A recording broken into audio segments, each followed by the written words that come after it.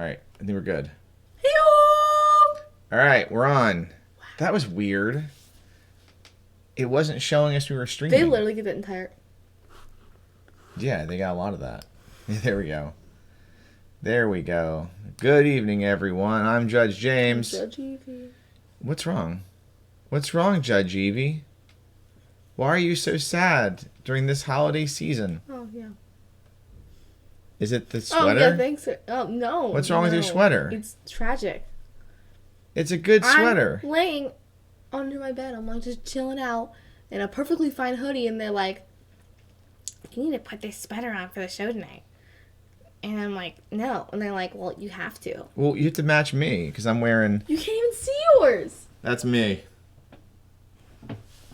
So, all right, I sit back a little bit more. This is the reason for the season. This is the happy Rick and Morty sweater. Put your arms up and down. Let's see what happens. Let's show everyone. Why? Just do it. Why? Now put it back down. I'm not touching that sensor. No, you have to touch the sensor. I'm not doing it. Where's it at? No, I'm not doing it. Where's it It's at? over here. Stop it! Wait, where's it at? I'll whack you. Okay. Oh well. At some point tonight, the sensor will go off, and her sweater will make the sound. All right. So here we go. It's welcome to Living for Crits. Why doesn't yours make a sound? I don't have a sound on my sweater. Yes, it does. No, it doesn't. Yes, it does. No, it really doesn't. It does nothing. To. My sweater does nothing. Yours does something. On tonight's show, we're going to... what are we doing this week? Because you've been telling me a bunch of different stuff. We're doing two things. Okay. All right. The first thing tonight is we're going to discuss a bit about games for vacation and holiday travel. Because you never know when either of those things could happen. You want to bring a game with you, and we have our favorites. And then I've been crushing pretty hard on a new game called Shadow the Demon Lord, which is the most wholesome game for the holiday season known. I got this especially for reading over the holidays. I have the PDF. I've had the PDF for years, but recently downloaded the revised edition. And I don't know, it's just such a festive book. Yeah. I also have Exquisite Agony, the book about hell that's coming. What is this? Where did it come That's a Dwarven Forge D20. So the other part of the show tonight is going to be Judge Evie trying the character generation system with this to show you how cool it is. It's really, really cool. Am I a horror fan? I don't know. It's not a question. You are one. Oh, you are a horror fan. I'm saying, are you a horror fan? Oh, yeah. Kinda. Not really. Sorta, kinda. Depends. If I'm the one showing the horror, it's all good. If I'm the one, like, telling the story, you know? Yeah, I did want to hear. Actually, in 2020, my goal is to run more games that are less over the top and gonzo crazy and try to do some stuff that's different. I haven't done horror in quite some time. Our DCC Lankmar campaign, I'm running pretty close to the literary version of Lankmar where it's not too silly. Oh, waving at Shannon. What's up? What's up? And I thought I would give this a try also. I'm not saying I'm going to have a long campaign for it. I'm not saying I'm going to change any campaigns. I might throw a few one-shots together, though. So that's our night. I've been binge reading Shadow of the Demon Lord today on PDF before the hardcover came while we were watching The Marvelous Mrs. Maisel, which we think we'll watch 6 episodes today. So it was a good day. I need to catch up on Riverdale. I've been seeing 2 episodes. You know, you're talking so low. I haven't seen it so long. Let's go into Judge Evie Presides. Oh, yeah. I forgot to look at the questions. Great. We're so prepared. I said, make sure if there's any questions we should be prepared for. My phone might die when this happens. If there's any questions we should be prepared for, that we are prepared. And she's like, okay. We're going to get to as many questions as we can before Judge Evie's phone dies.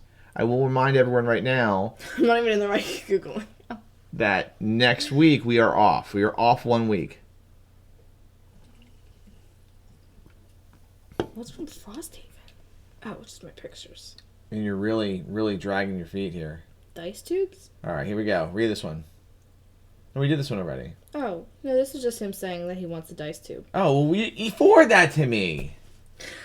How am I going to know that Sean wants a dice? You don't send it to me. Forward that to me. I will. All right. Okay. Like now. Okay, I'm not doing it now. I have 3% left. I will. I promise I'll do it afterwards. Sean, I didn't get your email about the dice tube because Judge Evie sat on it for a week. No, 6 Next days. question. Okay. This is to We're off Judge every week. Evie, still Judge. Presents question. No, she's not. Drag Schwartzkopf. DCC supports 10 levels of character advancement. How do character levels compare to other games? Is a 5th level DCC character comparable to a 5th level D&D character? A seasoned Savage Worlds character? How strong were you at level 5? Once again, I was glad to meet you guys in person. Happy holidays. That's a pretty good accent. Yeah. What do you think, Evie? What's a seasoned Savage Worlds character? A seasoned Savage Worlds character is a character that's Gone through all the 4 seasons? Yep. Yeah. All 4 seasons. Mm-hmm. No, it's a character that has received 4 advancements, starting at novice. Oh, I knew that. No, you don't. Your character is in our now paused ETU campaign, are now seasoned. So, all right. So that's your answer is a question. The easy way to do it is to say that you just double the level of a DCC character, and that's roughly how powerful they are for D&D. Because they aren't quite the same level for level. Like a first level DCC character is going to kick the snot out of a first level Pathfinder character. I think they will. Because they can spell burn and they can luck burn and all that kind of stuff. I mean, you have a magic missile that can do like, a D6 magic missiles that do a D6 plus level each. And you can pull it off at first level. It's pretty powerful. I mean, so, DCC, it's easier to kill stuff, but it's also easier to be killed until about 5th level, and then you're a god. You're like, yeah, god. Man, you really contributed today. I know, right? You're that's my... You're like as happy as this guy. Just with like a hand axe. Hit the thing. I'm not hitting the thing. All right, next question. Or is it the only question? Is the 5th level DCC character comparable? I answered that. Yeah. A seasoned Savage Worlds character. Yeah, 5th level DCC character is like a 10th level D&D character. Are you strong? Yeah. That's your... Okay. So there's no other questions, right? Nope. What is up with you today? What? You're really on top of things. You put me in this sweater. I mean, this is what you're working with. Okay, so let's move on to the games for the road. And as you said, games for the road, if I bump this thing, I'm gonna cry. It's a pretty good game for the road, if you ask me. Yeah, it weighs like 19 pounds. Giant Uno is not a good game for the road. That's not true. It totally is true. Everyone, close your eyes. Everyone, close your eyes. Oh, close your eyes closed. Now open them. Oh, look, you magically turned it into a... You're I'm making trying to hit the thing. So Uno is the game of all of the... You've been to how many game conventions? You're going to pull out that tired old game? Uno is amazing. Right. I got some games we play on the road. And one we haven't played in the road, we're gonna. I learned this weekend. So the easiest game for the road is Love Letter. I mean, this is really friggin' easy to pack. I mean, it's like 11 cards or something like that. It's not. We played that on the airplane before. So if you've never played Love Letter is there's a little bit of backstory to it. You're essentially trying to sneak a love letter to a princess in a castle, and there's each card, there's cards. There's guards. There's like the Duke.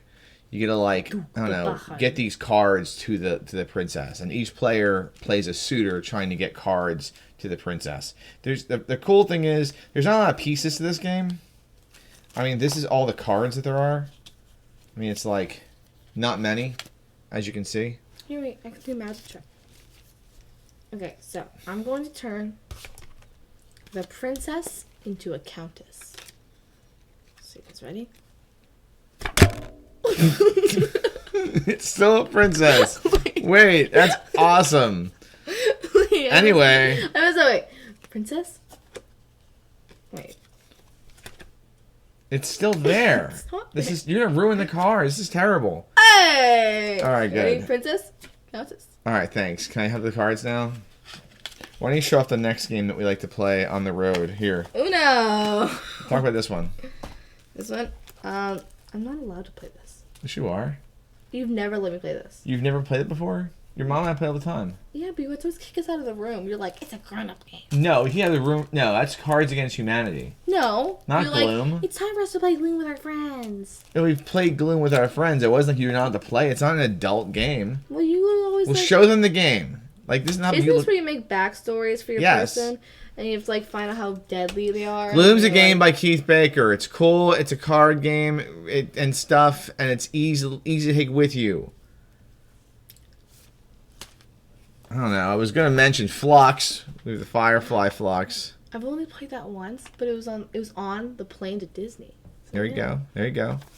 And then finally, if you want a dungeon experience past week, I learned how to play Dungeon Roll, which is kind of fun. It's a lot like I think it's a lot like a much more advanced version of Zombie Dice, but it's like Dungeon Dice, What is where you Zombie play Dice? a Oh, character trying to go down into a dungeon and level up and stuff. So I mean, it's pretty portable.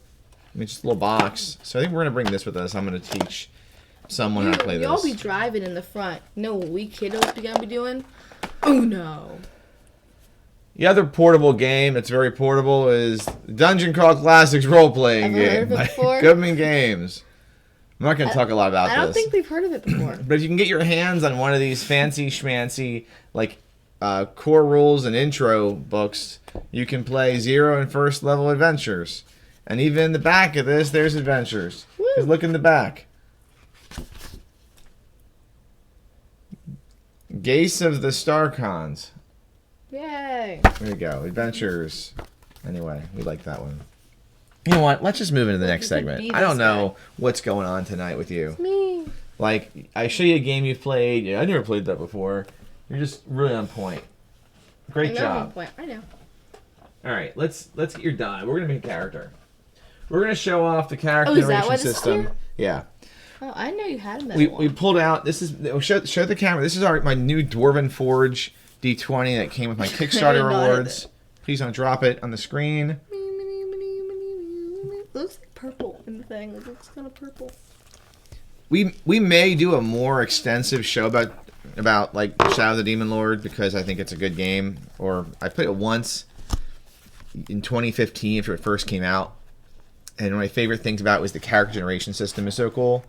My friend Mark had pitched this game to me after the Kickstarter was over. I didn't Kickstart. I didn't have the money for it at the time, so I had bought like $1,000 and Star Wars X-Wing miniatures when the Kickstarter was on. But he pitched the game to me as a like a bastard love child of Dungeon Crawl Classics and the Dragon Age role playing game, both of which I had and enjoyed at the time. But so I picked it up and I gave it a very quick read in the character creation rules. Liked it. Made a cool goblin character named Buckets. Buckets. And why are you repeating that? Made a cool goblin character, and that was that. We had played one game, and it was like a 0 level game because the game has a level 0, and it was fun. I had a good time, but unfortunately, Mark Plord ran that, and unfortunately, I couldn't join the rest of the campaign. I was kind of busy at the time, and I just never to touch the game again or whatever. So we're gonna let Judge Evie see how cool the Shadow of the Demon Lord. I thought Tim recommended. What? No. Well, recently. Well, you can ask He the read question. the message I sent him today and just ignored it. What'd you send him about the I mustache? said, get rid of the stash. Even my dad said it was bad. Sorry, Tim DeShane. No, recently I got interested in looking at this again for 2 reasons. The first is, I know it's a little sacrilegious to say it, but I've kind of been itching to do a little more, try some different fantasy role-playing game stuff in 2020. Alongside DCC. And I didn't like 5e. And I don't know, Fantasy Age is cool, but I don't know. I don't feel like doubling down on Fantasy Age. I have some that already. So I thought I would take a look at this. And I will say I've quite enjoyed reading this so far today. Like I said, this goes down smooth. You know how like you say that about like a good beer. It's just like Can't relate. Yeah, sorry. So it's Related real to smooth to drink. Related to something that I can understand. Shadow the Demon Lord is like eating Kraft mac and cheese. It's wholesome and it feels good. Does it have ketchup on it? Yeah, for you it does. And the ketchup is blood. And there's a spell in here that can make people poop angrily. So it's a good book. But we're gonna show off the character creation system, and no need to write anything down because the cool part about it is the backstory that's created when you make your character. So Judge Evie, let's start this out with saying you need to pick an ancestry type, and that would be a human or a changeling, which is someone who can change their facial features because they're kind of elf-like. There's no elves in this world. Wait, like My Little Pony changelings? Kinda, but not. Like where they... Okay. A clockwork is a mechanical person made of metal, plating, gears, wires, and bits of spring and cogs, like the Tin Man. A dwarf is a dwarf. A goblin is a goblin, like the goblins from movie Labyrinth. That's what I thought when I first saw this. An orc is like a soldier race.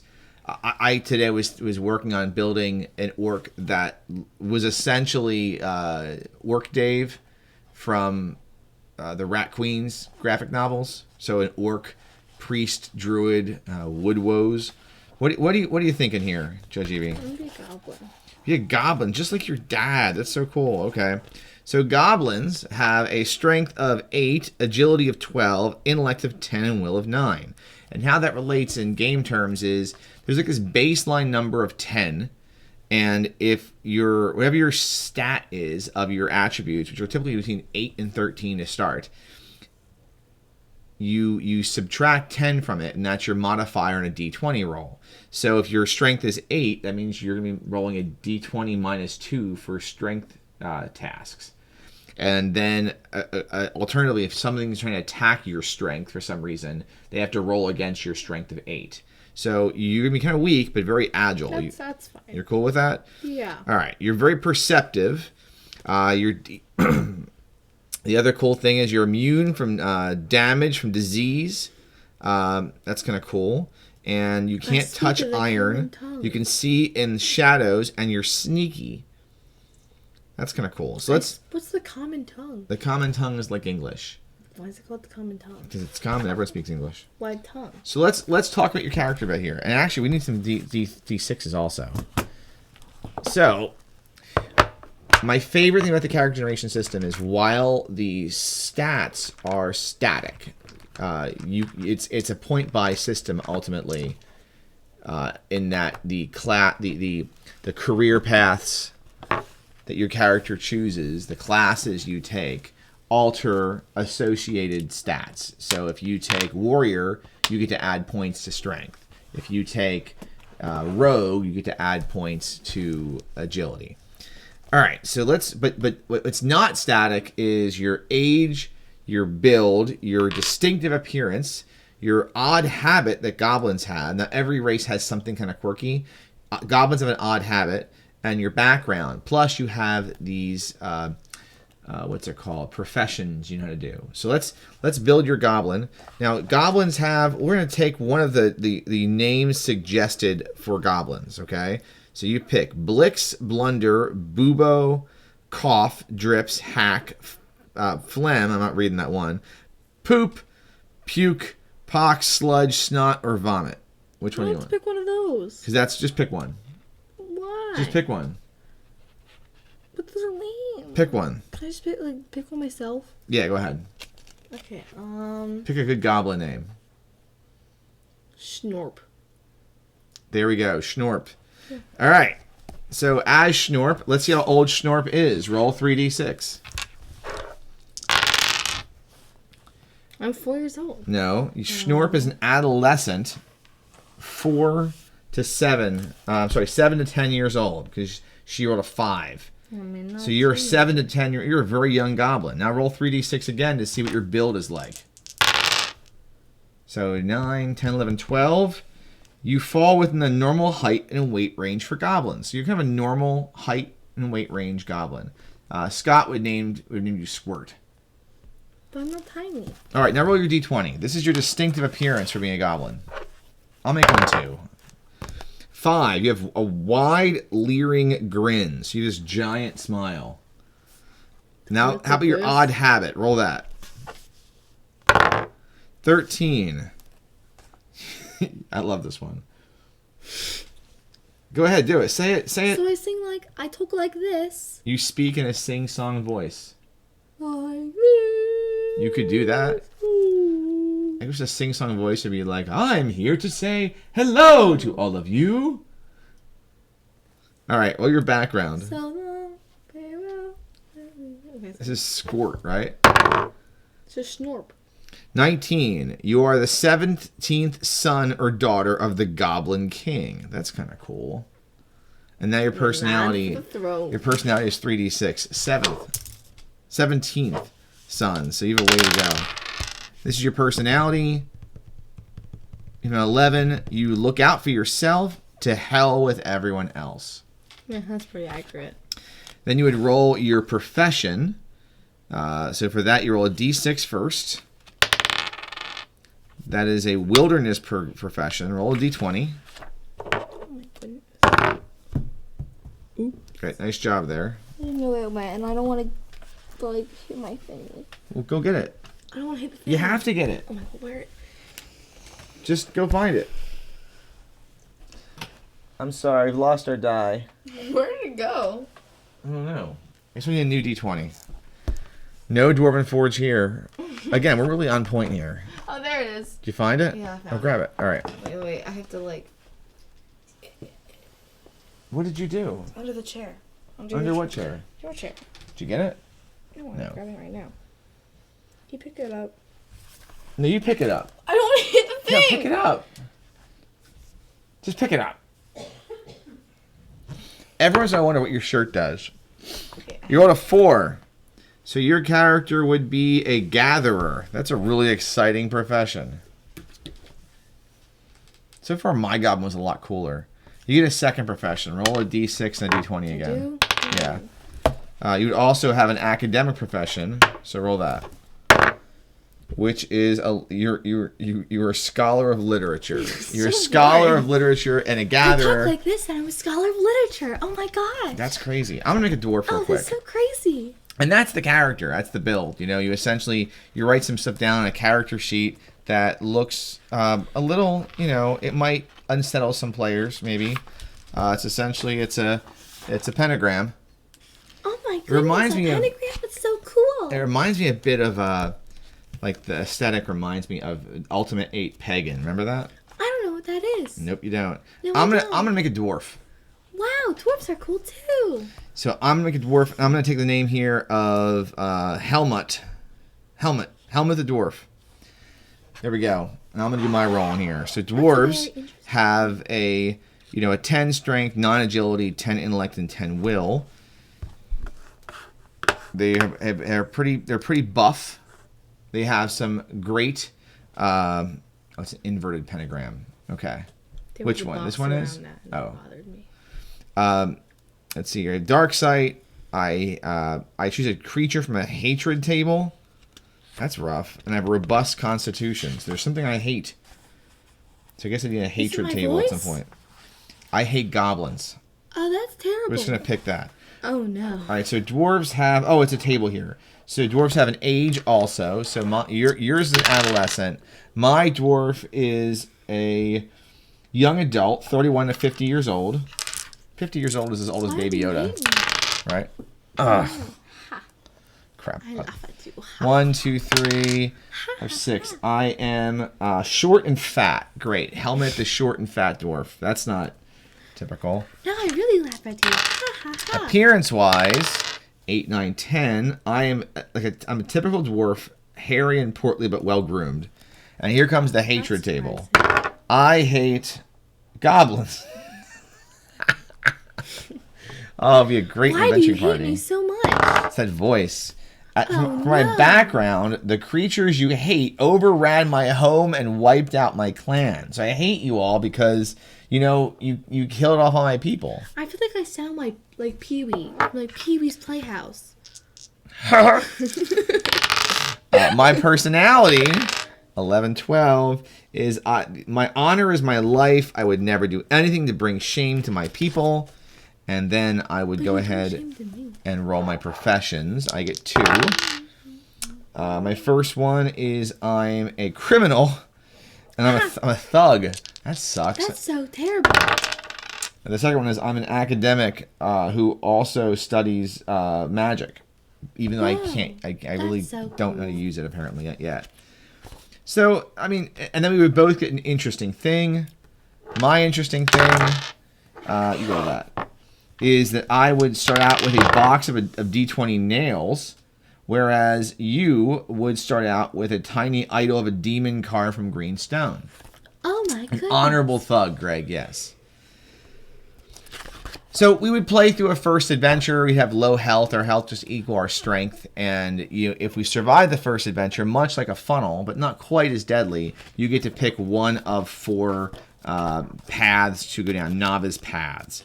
And the 4 paths are magician and rogue, priest, and warrior. And from there, I think I'd be a magician. You think so? My great skills over here. Even though you don't have your agility's better, you'd be a magician over a rogue. I'll be a magician over. I'll be like a card magician. I think that I have to play a warrior because of the honorable thug thing.